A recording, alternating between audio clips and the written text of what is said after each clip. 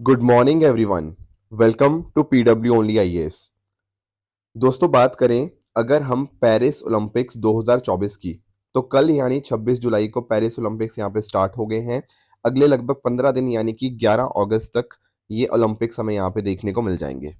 अब देखो, उम्मीद तो यही रहेगी कि भारत की तरफ से जो हमारे एथलीट्स हैं, हमारे जो स्पोर्ट्स प्लेयर हैं, वो सारे बहुत ज़्यादा मेडल्स जीत कर भारत का नाम रोशन करेंगे। Plus at the same time आप यहाँ पर एक पिक्चर देख भी पाओगे।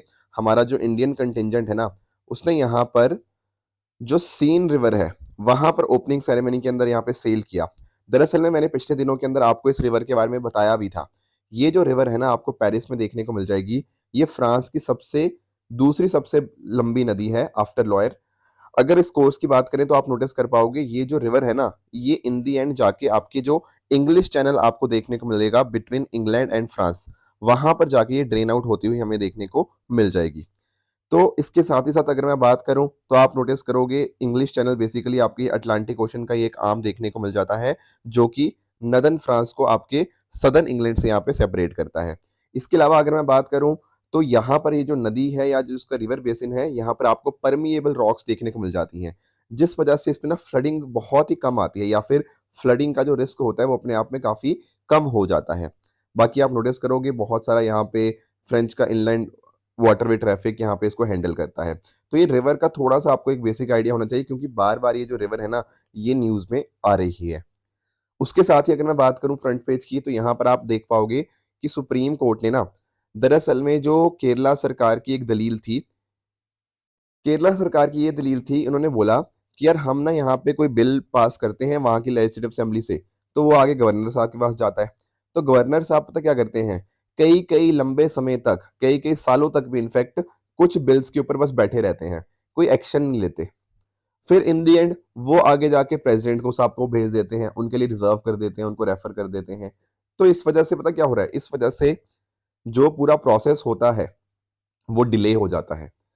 अब यहाँ पर केरला गवर्नमेंट का ये भी कहना है कि ये सेंटर का एक तरीका है फेडरलिज्म को खत्म करने का, यानी कि स्टेट्स की ना सुनने का एक तरह से। क्योंकि आप नोटिस करोगे, इन द एंड कहाँ पे जा रहा है? प्रेसिडेंट साहब के पास।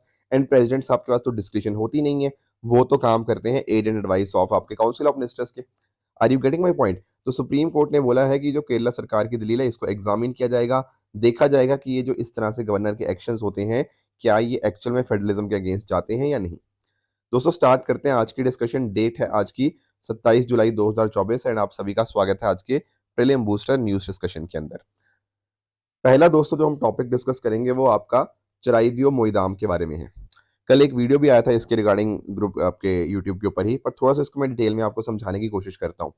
देखो, एक्चुअल में ना आप लोग यूनेस्को वर्ल्ड हेरिटेज साइट्स के बारे में जानते होंगे। बिल्कुल, अभी तक भारत में 42 आपको यूनेस्को वर्ल्ड हेरिटेज साइट्स देखने को मिलती थी। अभी तक मतलब कल से पहले, ठीक है? एक्चुअल में इसमें 42 में ना कुछ डिवीज़न था। जो 34th साइट्स थी इसमें से, वो आपकी कल्चरल हेरिटेज साइट्स थी। 7 आपकी नेचुरल हेरिटेज साइट्स है, एंड एक आपकी जो कंचनजंगा है, वो आपकी मिक्स्ड साइट आपको देखने को मिलती थी। ये थी कल तक की कहानी। अब कल के बाद कहानी क्या हो चुकी है? कल के बाद कहानी ये हो चुकी है कि इसमें एक और एडिशन हो चुका है। अब ये साइट्स बन चुकी है 43। दरअसल में यहाँ पे आप नोटिस करना, ये जो 34 कल्चरल साइट्स थी ना, अब ये बन चुकी है 35। क्यों सर? ये इसलिए क्योंकि इसके अंदर जो चराइदियो मोईदाम है ना, ये भी ऐड कर दिया गया है। पर आप सोचेंगे सर ये है क्या चिराइदियो मोईदाम? देखो, वैसे तो मैंने पहले भी डिस्कस किया हुआ है। ये जो वर्ड है ना चिराइदियो, ये चिराइदियो दरअसल में आपको अहोम किंगडम की पहली कैपिटल आपको देखने को मिल जाती है। ठीक है? तो चिराइदियो वर्ड तो वहाँ से आया। जब मैं बात करता हूँ मोईदाम की, तो मोईदाम दरअसल में जो शब्द है ना, वो यहाँ पर आया है फ्रैंगमई दाम से। दाम का अर्थ क्या होता है? जो आपका पर्सन जिसकी डेथ हो चुकी है, उसकी स्पिरिट को दर्शाता है, उसकी आत्मा को एक तरह से दर्शाता है। एंड उसी चीज़ को जब आप एक कब्र में डाल देते हो, उसको बोलते हैं फ्रांगमई दाम। तो ये जो वर्ड है ना मोईदाम, ये दरअसल में जो जिन लोगों की डेथ हो चुकी है, उन्हीं को डिनोट करता है, उनकी यहाँ पे उनकी आत्मा, उनकी स्पिरिट को यहाँ पे डिनोट करता है। अब यहाँ पे नोटिस कर पाओगे, इस तरह से आपको मोईदाम्स देखने को मिल जाएँगे। पहली चीज़ तो आप यहाँ पे ये समझिए कि यार इसकी शेप देख रहे हो? ये देख रहे हो? यहाँ पे आप नोटिस करना, ये वाली शेप, ये देखो। इनकी शेप कैसी है? सर, इनकी शेप एक हेमिस्फीयर की तरह है। बिल्कुल ठीक बात है। तो शेप का एक तो आपको आइडिया होना चाहिए। प्लस आप इसके अंदर जैसे ये लोग एंटर कर रहे हैं ना, तो इसके अंदर आप एंटर करोगे, फिर इधर या इस साइड पे जाओगे, तो आपको उस पर्सन का जो भी उसकी डेड बॉडी है वो देखने को मिल जाएगी। मतलब अंदर जाके देखने को नहीं मिल जाएगी, अंदर मतलब पड़ी हुई है वहाँ पे, ठीक है? तो ये ना होम किंगडम का अपने आप में एक बड़ा ही इंटरेस्टिंग फीचर आपको देखने को मिल जाएगा। बेसिकली कल प्रधानमंत्री जी ने भी यही बोला कि हम अपने पूर्वजों की, हमारे जो एंसेस्टर्स होते हैं, उनका रिस्पेक्ट करने का, उनका याद करने का एक बड़ा ही इंटरेस्टिंग तरीका हमें यहाँ पे देखने को मिल जाता है असम के अंदर, जो होम किंगडम है वहाँ पर। अब एक्चुअल में ना ये किसने साइज़ का है, जैसे फॉर एग्ज़ाम्पल इस तरह से बहुत सारे मोईदाम आपको देखने को मिल जाएँगे। मान लो इसकी साइज़ इतनी है, कल को कोई इतना बड़ा बना दे, इसका मतलब क्या हुआ? जो बड़ा जितना ज़्यादा होगा ना, उसका मतलब है कि जो पर्सन जिसकी डेथ हुई है, उसकी उतनी ज़्यादा पावर थी। Are you getting the point? तो ये कुछ पॉइंटर्स आपको ध्यान में रखने हैं। बाकी जो राजाज़ थे वहाँ के, उनको अहोम स्वर्गदेश बोला जाता था। बेसिकली इनको मोईदाम को पिरामिड्स ऑफ द असम के नाम से भी जाना जाता है। इसके अलावा अगर मैं बात करूँ, इसके 3 मेजर फीचर्स हैं। एक तो वॉल्ट और चैम्बर हो गया, plus at the same time यहाँ पे आपको हेमिस्फेरिकल अर्थन माउंट देखने को मिल जाएगा। एंड बाहर ना इसकी एक आपकी बाउंड्री होती है। जो बाहर इसकी बाउंड्री होती है ना, वो दरअसल में ऑक्टागोनल शेप के अंदर आपको देखने को मिल जाएगी। तो ये कुछ पॉइंटर्स आपको ध्यान में रखने हैं। Plus at the same time आपको ध्यान में ये रखना है कि जैसे-जैसे समय के साथ किसी चीज़ में बदलाव आता है, वहाँ पर इनके अंदर भी बदलाव आया। स्टार्टिंग के अंदर ये जो वॉल्ट बनाए जाते थे, आपके वुडन पोल्स एंड बीम्स के बनाए जाते थे, बट बाद में आपका स्टोन एंड आपके ब्रिक वॉल्ट इन्होंने इसके माध्यम से यूज़ किया जाने लगा, specially during the time of Swargadeo Rudra Singh के टाइम के ऊपर। एक इम्पॉर्टेंट बात आपको और ध्यान में रखनी है कि एक्चुअल में समय के साथ इसमें और बदलाव क्या आया कि जैसे-जैसे हिंदुइज़्म का इन्फ्लुएंस आया ना, उसकी वजह से हम यहाँ पर पहले हम डायरेक्टली क्या करते थे, जो इंसान जिसकी डेथ हो चुकी है उसको बरी कर देते थे। पर बाद में क्या हुआ, उसकी जो एशेज़ होती है ना, उनको बरी किया जाने लग गया, क्योंकि हिंदुइज़्म के अंदर ये प्रैक्टिस होती है। तो ये कुछ पॉइंटर्स थे चराइदियो मोईदाम के बारे में। बाकी देखो इतना ज़्यादा इम्पोर्टेंट था कि इसके लिए एक अलग से पर्सन या अलग से एक पोज़ीशन बनाई गई थी, जिसका था चांगरुंग फुकान। ये अलग से एक स्पेशल ऑफिसर अपॉइंट किया जाता था इस तरह के वर्क्स के लिए। वही रॉयल मैदाम्स को यहाँ पे इस तरह से मेंटेन करते थे। बाकी कुछ और भी थे, जैसे मैदाम फुकान्स हो गया, गार्ड्स हो गया, वो इस तरह के मैदाम्स को प्रोटेक्ट करते थे, उनको मेंटेन साथ में करते थे। बाकी जो मटेरियल की जगह हम बात करें, ठीक है, जो सीमेंटिंग एजेंट यहाँ पे यूज़ करते थे, उसका नाम था कराल। तो ये कुछ पॉइंटर्स हैं जो आपको यहाँ पे ध्यान में रखने हैं इस चीज़ के रिगार्डिंग। देखो पिछले सालों के अंदर यूनेस्को वर्ल्ड हेरिटेज साइट्स के ऊपर क्वेश्चन आए हैं, तो ये नया जो एडिशन हुआ है, इसके रिगार्डिंग भी आपसे यूपीएससी क्वेश्चन पूछ सकता है।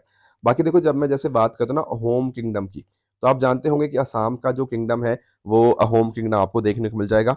13th सेंचुरी से लेके 19th सेंचुरी के बीच में यहाँ पे अहोम किंगडम ने असम के मेजर एरियाज़ के अंदर रूल किया।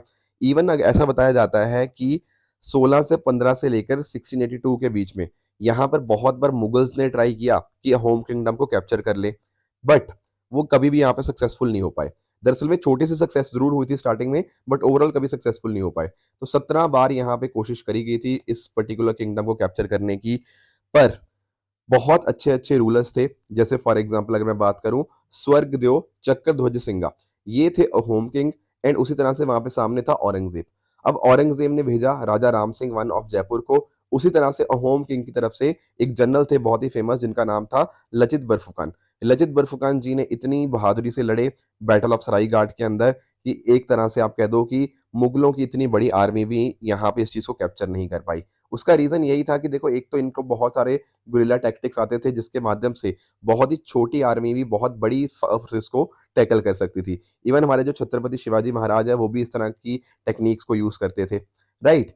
तो ये सब चीज़ों ने बहुत ज़्यादा उनको मदद करी। अब देखो इनकी बहादुरी को ही सलाम करते हुए हमने यहाँ पे लचित दिवस सेलिब्रेट करना स्टार्ट किया हुआ है।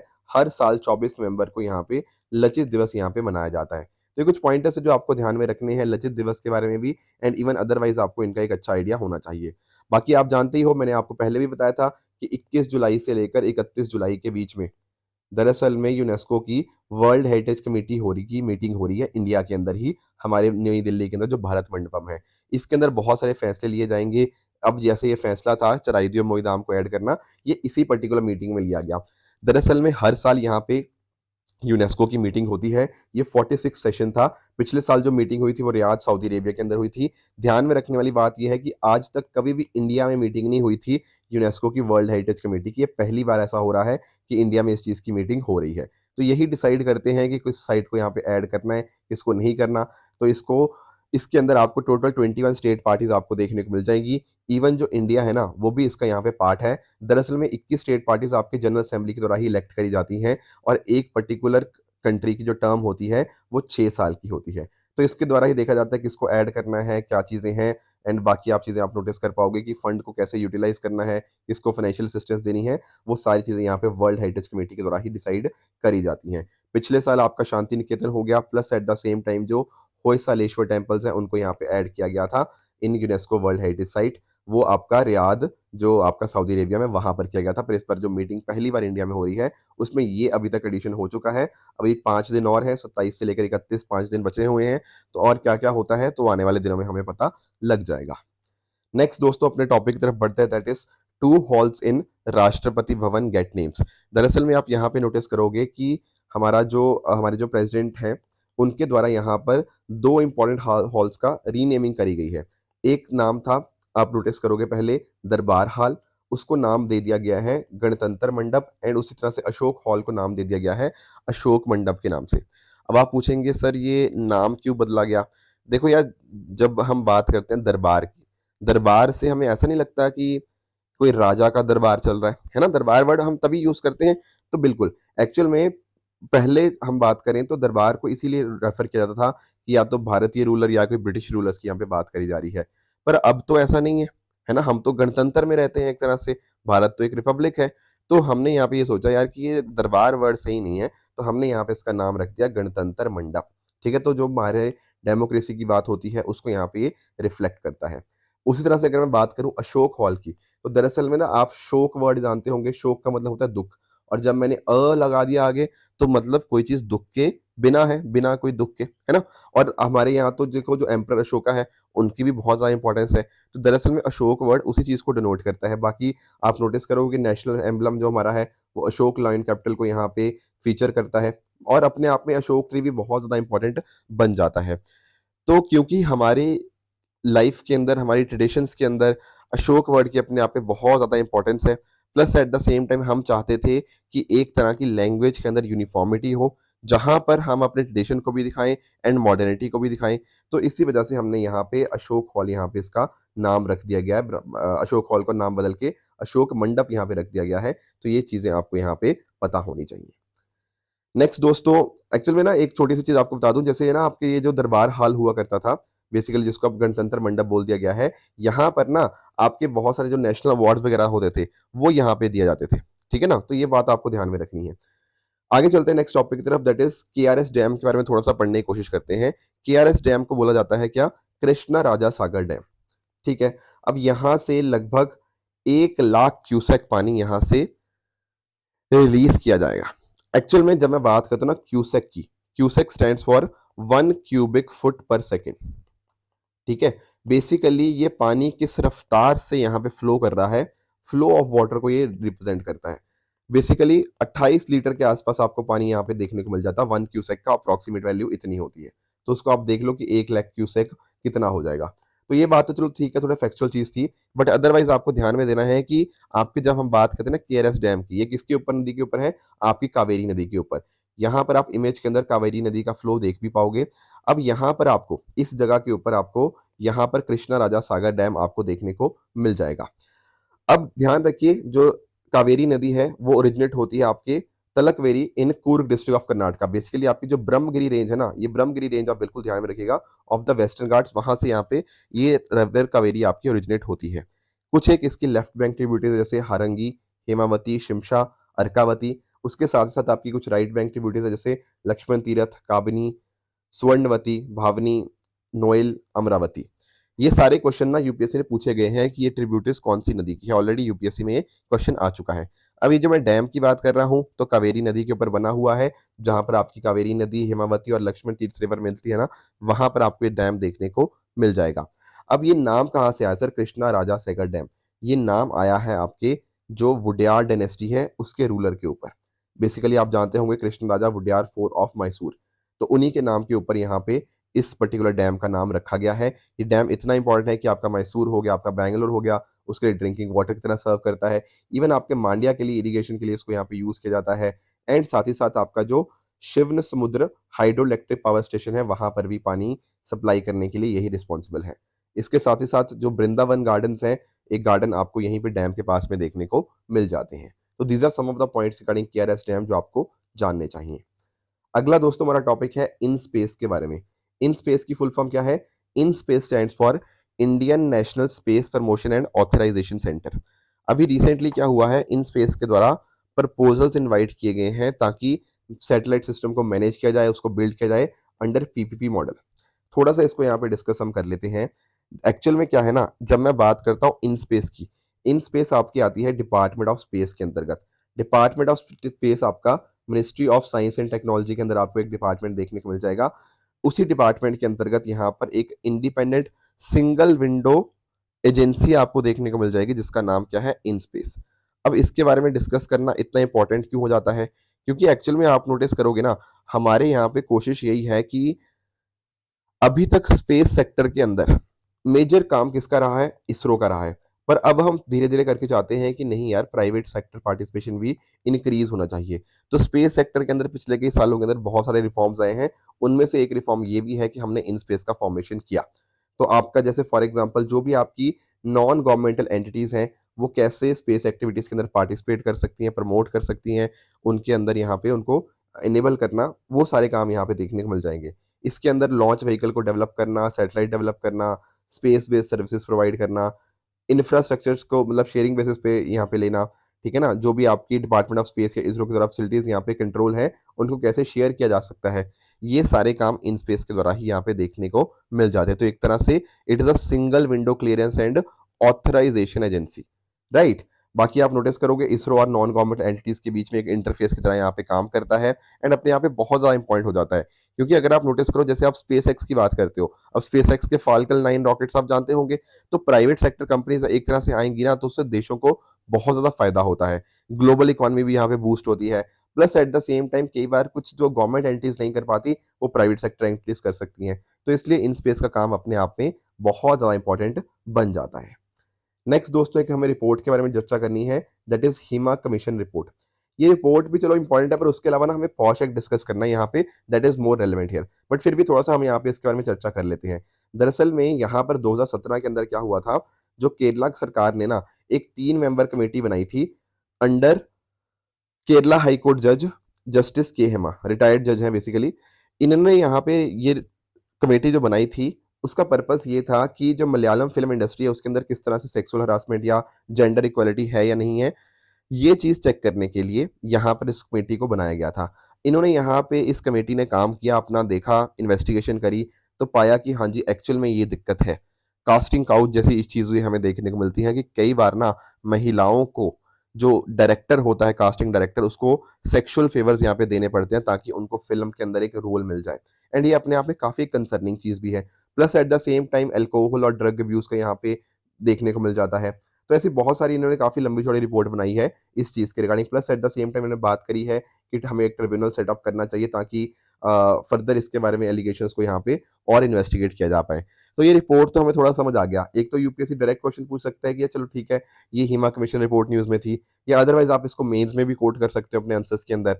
पर इम्पोर्टेंट बात और भी हमें ध्यान में रखने को मिलती है कि हमारे यहाँ पे क्या लीगल फ्रेमवर्क है। देखो, अब तो चलो आईपीसी को यहाँ पे चेंज कर दिया गया है, पर डेफिनिटली मैं बात करूँ, आईपीसी के अंदर हमें बहुत सी चीज़ें देखने को मिलती हैं। जैसे सेक्शन 375, ये बात करता है रेप के बारे में या फिर non consensual sexual intercourse with the women के साथ। सेक्शन 376 की यहाँ पे बात होती है, तो वो यहाँ पे रेप की पनिशमेंट को स्पेसिफाई करता है। उसके अलावा अगर मैं बात करूँ, 376 ए के अंदर आपको देखने को मिल जाएँगे, 354 भी हमारे पास था, राइट? उसके साथ ही साथ बच्चों के लिए हमारे पास यहाँ पे पॉक्सो एक्ट है, protection of children from sexual offences act 2012, जहाँ पर असॉल्ट, हरासमेंट, पोर्नोग्राफी, इससे बच्चों को प्रोटेक्ट करने के लिए हम कोशिश करते हैं। एंड इवन फैक्ट ना, यहाँ पे तो जो पेनल्टीज़ है ना, अपने आप में स्ट्रिक्ट हैं काफ़ी ज़्यादा, ताकि बच्चों के साथ तो ये चीज़ बिल्कुल ही देखो बर्दाश्त नहीं करी जाएगी। उसके अलावा अगर मैं बात करूँ, आपके क्रिमिनल लॉ अमेंडमेंट एक्ट आया 2013 के अंदर, जहाँ पर रेप की डेफिनेशन को एक्सपैंड कर दिया गया। इवन जैसे फॉर एग्जांपल आप जानते हो दिल्ली गैंग जो आपका निर्भया केस हुआ, वो हो गया। Plus at the same time stocking हो गया, एसिड अटैक्स हो गया, इस तरह के नए-नए क्राइम्स को भी हमने यहाँ पे इंक्लूड कर दिया है। पर सबसे इम्पोर्टेंट जो चीज़ आपको ध्यान में रखनी है, वो है आपका पॉश एक्ट, यानी कि prevention of sexual harassment of women at workplace. ये दरअसल में अगर मैं बात करूँ, थोड़ा आपको बैकग्राउंड में लेके चलूँ, तो सुप्रीम कोर्ट के द्वारा ना 1997 के अंदर दरअसल में विशाखा गाइडलाइंस दी गई थी। इन विशाखा गाइडलाइंस के अंदर बात की गई थी कि कैसे हम सेक्सुअल हरासमेंट को, महिलाओं के अगेंस्ट जो हो रही है, उसको हम प्रोटेक्ट कर सकते हैं। अब 2013 के अंदर सरकार इसी गाइडलाइंस के बेसिस के ऊपर यहाँ पर sexual harassment of work place act यहाँ पर लेकर आती है, जिसके माध्यम से ये बोला जाता है कि कोई भी तरह का अनवेलकम एक्ट, जैसे मान लो फिजिकल कॉन्टैक्ट हो गया, सेक्सुअल एडवांस हो गया, या फिर कोई ऐसा एक्शन कोई करता है, कोई फिजिकल, वर्बल, नॉन वर्बल कोई भी ऐसा कंडक्ट होता है ना, जो अपने आप में कुछ ना कुछ सेक्सुअल फेवर की बात करता है, या फिर एक महिला को यहाँ पे अनवेलकम एक्ट लगता है, तो वो चीज़ आपकी पॉश एक्ट के अंतर्गत कवर हो जाती है। इसको देखो बहुत डिटेल में यहाँ पे बताया गया है, जैसे फॉर एग्ज़ाम्पल कि या तो कोई सामने वाला साफ-साफ बोल दे कि भाई आप मेरे साथ ये चीज़ करो, तो मैं आपको प्रमोशन दे दूँगा। ये तो एक्सप्लिसिट हो गया, या फिर इम्प्लिसिट भी हो सकता है, उसकी बातों से ऐसा लगे, या फिर कुछ ऐसा बोले कि अगर आप ये चीज़ नहीं करोगे, तो आपकी मैं प्रमोशन काट दूँगा, वो भी एक चीज़ हो सकती है, ठीक है ना? कुछ थ्रेट आपको दिया जाए इस चीज़ के रिगार्डिंग, तो ऐसे बहुत सारी चीज़ें हो गया, हॉस्टल वर्क एनवायरनमेंट हो गया, ह्यूमिलेटिंग ट्रीटमेंट हो गया, ये सारे आपके पॉश एक्ट के अंतर्गत आ जाते हैं। इसके साथ ही अगर आपको बात करूँ, कुछ आपको पॉइंटर्स ध्यान में रखने हैं। पहली बात ये है कि यहाँ पर आपका पब्लिक सेक्टर भी और प्राइवेट सेक्टर दोनों कवर हो जाता है। ऑर्गेनाइज़्ड भी कवर होता है, अनऑर्गेनाइज़्ड भी कवर होता है। फ़र्क नहीं पड़ता क्या ऐज है, क्या एम्प्लॉयमेंट स्टेटस है, ये उन सब चीज़ों को कवर कर लेगा। Plus at the same time यहाँ पे ट्रेडिशनल ऑफ़िस सेटअप को भी कवर होता है, जैसे गिग वर्कर्स हो गया, जो कंटेम्परेरी सेटअप्स है, उसको भी कवर किया जाता है। यहाँ पर ऐसा बोला गया है कि जिस भी कंपनी के अंदर 10 या 10 से ज़्यादा एम्प्लॉइज़ होते हैं, वहाँ पर तो इंटरनल कंप्लेंट्स कमेटी का फ़ॉर्मेशन होना मैंडेटरी है। अब आप पूछेंगे अगर मान लो 10 से कम है, उस केस के अंदर आपकी जो लोकल कंप्लेंट्स कमेटी होती है ना, वहाँ पर आपकी शिकायतें जा सकती हैं। जो डिस्ट्रिक्ट ऑफिसर होता है ना, वहाँ पे लोकल कंप्लेंट कमेटी यहाँ पे बनी होती है, तो वहाँ पर जाके शिकायत दर्ज करवाई जा सकती है। तो कमेटी जो होती है वो एक तरह से इंक्वायरी को कंप्लीट करती है विद जो भी आपको कंप्लेंट्स आती है within 90 days, plus at the same time awareness spread करना भी इस पर्टिकुलर एक्ट का काम है। एंड इसके अलावा अगर मान लो कोई कंप्लेंट यहाँ पे फेक निकलती है ना, तो सेक्शन 14 है एक्ट के अंदर, जो कि इस तरह की फेक कंप्लेंट्स को डील भी करता है। बाकी देखो, इसके माध्यम से एक तरह से कोशिश यही है कि एक महिला जिसको कई बार बोलने में दिक्कत आती है कि कैसे कोई चीज़ें बता पाएगी उसके अगेंस्ट क्या हुआ है, तो पॉश एक्ट उस चीज़ के अंदर बहुत अच्छा काम कर सकता है। राइट दोस्तों, तो ये थी आज की डिस्कशन। अब चलते हैं अपने क्वेश्चंस की तरफ। 2 क्वेश्चन मैं आपको होमवर्क दूँगा। पहला है आपका बैंक बोर्ड ब्यूरो के बारे में। ये 3 स्टेटमेंट है, इसका आप मुझे आंसर बताना इनमें से कौन-सा ठीक होगा। हालाँकि अब देखो बैंक बोर्ड ब्यूरो एक्ज़िस्ट नहीं करता, इसका जगह के ऊपर जो नई बॉडी बनी है, वो कौन-सी है, आप मुझे वो भी ड नाम आप डेफ़िनिटली कमेंट्स में बताइएगा। दूसरा आपका होमवर्क रहेगा, ठीक है? ये आपके सामने क्वेश्चन है, इसका आंसर भी आप मुझे कमेंट्स में बता सकते हो। कल मैंने कुछ आपको होमवर्क दिया था, उसका आंसर डिस्कस कर लेते हैं। पहला स्टेटमेंट कह रहा है कि मान लो अगर इन्फ्लेशन बहुत ज़्यादा है, उस केस में आरबीआई क्या करेगा? आरबीआई गवर्नमेंट सिक्योरिटीज़ को बाय करेगा। क्या ये बात ठीक है? नहीं, बिल्कुल गलत है। मान लो आरबीआई ने अगर मान लो यहाँ पर आपके मार्केट से या पब्लिक से, जो भी आप कहना चाहो, अगर मान लो गवर्नमेंट सिक्योरिटीज़ बाय कर ली, तो बदले में क्या दिया होगा? बदले में दिया होगा पैसा। जब ऐसा चीज़ करेगा आरबीआई, तो मार्केट में पैसा ज़्यादा हो जाएगा, तो एक तरह से क्या होगा? इन्फ्लेशन तो और ज़्यादा बढ़ जाएगी। तो एक्चुअल में बाय नहीं करनी होती गवर्नमेंट सिक्योरिटीज़, सेल करनी होती है इन्फ्लेशन को कंट्रोल करने के लिए। दूसरी स्टेटमेंट वो कह रहा है, हालाँकि आपका आंसर तो आ ही गया क्योंकि पहला गलत है ना, तो आंसर तो आपको मिल गया है, बट फिर भी बाकी स्टेटमेंट की बात करें, यहाँ पर कह रहा है कि अगर मान लो रुपया आपका डेप्रिशिएट कर रहा है, यानी कि रुपया आपका कमज़ोर हो रहा है, रुपया आपका नीचे गिर रहा है, उस केस में आरबीआई डॉलर्स को सेल करेगा। हाँ जी, बिल्कुल सही बात है, क्योंकि एक्चुअली मान लो रुपया कमज़ोर हो रहा है ना, तो रुपए की डिमांड अपने आप में बहुत कम है और आपके डॉलर की डिमांड ज़्यादा है। डॉलर की जो डिमांड ज़्यादा है, उसको टैकल करने के लिए अगर आरबीआई ने डॉलर्स को मार्केट में सेल किया, तो जो डॉलर की बहुत ज़्यादा डिमांड थी, वो अकॉर्डिंगली मैच हो जाएगी, क्योंकि डॉलर्स मार्केट में आ जाएँगे, तो बिल्कुल ठीक बात है। तो उससे रुपए के कमज़ोर होने को हम यहाँ पे मैनेज कर पाएँगे। Second is correct. थर्ड की बात करें कि मान लो यूएस और यूरोपियन यूनियन में इंटरेस्ट रेट कम हो जाते हैं। अगर वहाँ पर इंटरेस्ट रेट कम हुए यूएस के अंदर, तो क्या होगा? उसके माध्यम से वो कहीं न कहीं भारत की कंपनीज़ के अंदर इन्वेस्ट करना चाहेंगे। वो यहाँ पर अपना पैसा इन्वेस्ट करके के लिए लेकर आएँगे। बिल्कुल ठीक बात है। तो अकॉर्डिंगली क्या होगा? अकॉर्डिंगली आप नोटिस करोगे कि जब वो चीज़ आएगी, तो बहुत सारे डॉलर्स आ जाएँगे, तो उस केस में आरबीआई को डॉलर्स को बाय करना पड़ेगा। ठीक है ना? तो ये स्टेटमेंट भी अपने आप में करेक्ट हो जाएगी। तो option number B 2 and 3 only is the correct answer. Right? एक और मैंने होमवर्क दिया था कल आपको, I think, credit rating agencies के बारे में। यहाँ पर कह रहा है क्रेडिट रेटिंग एजेंसीज़ को आपका आरबीआई रेगुलेट करता है? नहीं। क्रेडिट रेटिंग एजेंसीज़ आपकी सेबी के द्वारा यहाँ पे रेगुलेट करी जाती है। दरअसल में आपकी जैसे मूडीज़ हो गया, आपका एस-एंड-पी हो गया, आपका फिच हो गया, ये जो बड़ी-बड़ी कंपनीज़ होती है ना, ये आपकी और दूसरी कंपनीज़ को या कंट्रीज़ को रेट करती हैं कि कौन-सी कंट्री कितनी अच्छी है। किसी कंट्री या किसी कंपनी को लोन दिया जाए, तो क्या वो लोन रिटर्न कर देगा? क्या उसकी इकोनॉमी अच्छी है या नहीं है? ठीक है ना? तो इस तरह की चीज़ें हमें यहाँ पे देखने को मिल जाती हैं। तो वो जो रेटिंग दी जाती है ना, कि कितनी अच्छी है। जैसे फॉर एग्जांपल यूएसए को टॉप रेटिंग दे रखी है, इंडिया कहीं न कहीं बीच में है, पाकिस्तान कहीं बिल्कुल ही नीचे हमें देखने को मिल जाएगी, है ना? तो इस तरह से ये चीज़ें हमें यहाँ पे रेटिंग हमें देखने को मिल जाती है। तो जैसे यहाँ पे दूसरी स्टेटमेंट कह रहा है इक्रा एक पब्लिक लिमिटेड एजेंसी है, येस दैट इज़ करेक्ट। और तीसरी स्टेटमेंट बिल्कुल यहाँ पे करेक्ट देखने को मिल जाएगी। तो option number B 2 and 3 only यहाँ पे करेक्ट हो जाएगा। राइट दोस्तों? अब आपके लिए कुछ ट्रू एंड फॉल्स के कुछ क्वेश्चंस हैं, इनका आप आंसर मुझे बता सकते हो, इनमें से कौन-सा ठीक है, कौन-सा गलत है। कल जो मैंने होमवर्क दिया था उसका आंसर अगर मैं बात करूँ तो south Pacific and Indian ocean के अंदर आपका टर्म हरिकेन नहीं बल्कि आपका टर्म जो होता है वो साइक्लोन यूज़ किया जाता है। पहला आपका गलत हो गया। बनी ग्रासलैंड आपको गुजरात के अंदर देखने को मिल जाएँगे, तो ये भी आपका गलत है। एंड आपकी इलेक्ट्रिक मोबिलिटी प्रमोशन स्कीम आपकी ये मिनिस्ट्री ऑफ हेवी इंडस्ट्रीज़ के अंतर्गत आती है, तो ये भी आपकी इनकरेक्ट स्टेटमेंट हो जाएगी। दोस्तों ये थी आज की डिस्कशन। इसी तरह से आप भी अपने एंड पे हार्ड वर्क करते रहिए। Thank you very much for the discussion.